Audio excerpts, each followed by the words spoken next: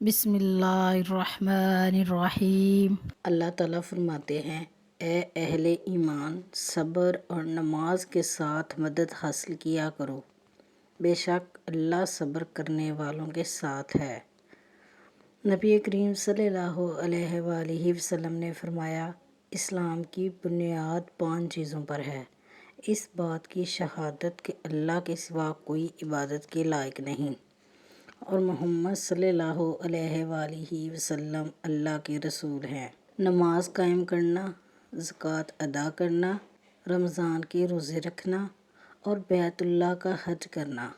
نبی کریم صلی اللہ علیہ وآلہ وسلم جب شکر ادا کرتے تو نماز ادا کرتے، جب پریشان ہوتے تو نماز ادا کرتے، سفر سے آتے تو نماز ادا کرتے، مسجد میں داخل ہوتے تو نماز ادا کرتے، کوئی حاجت ہوتی تو نماز ادا کرتے، اللہ سے مشورہ کرنا ہوتا تو نماز ادا کرتے، وضو کرتے تو 2 رکعت نماز ادا کرتے، سورج چاند کو گرہن لگتا تو نماز ادا کرتے، اشراق کی نماز ادا کرتے، گناہ ہو جائے تو نماز کی تلقین کرتے، نماز تسبیح کی ترغیب دلاتے، اور یہ کہ نماز قائم کرو اور اس سے ڈرا کرو اور وہی ہے جس کے پاس تم جمع کیے جاؤ گے۔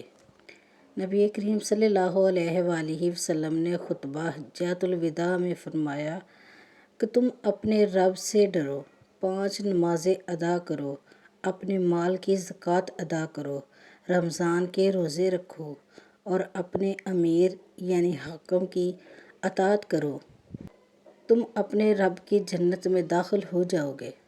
نبی کریم صلی اللہ علیہ وآلہ وسلم نے فرمایا، نماز دین کا ستون ہے، نماز چھوڑنا کفر ہے اور نفاق ہے۔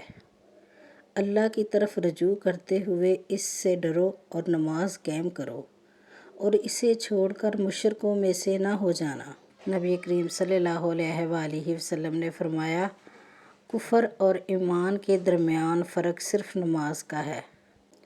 آپ صلی اللہ علیہ وآلہ وسلم نے فرمایا، ہمارے اور منافقوں میں فرق نماز ہے۔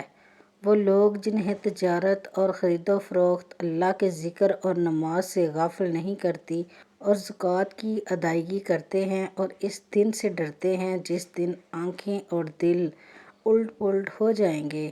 نبی صلی اللہ علیہ وآلہ وسلم نے فرمایا، تمہارا بہترین عمل نماز ہے۔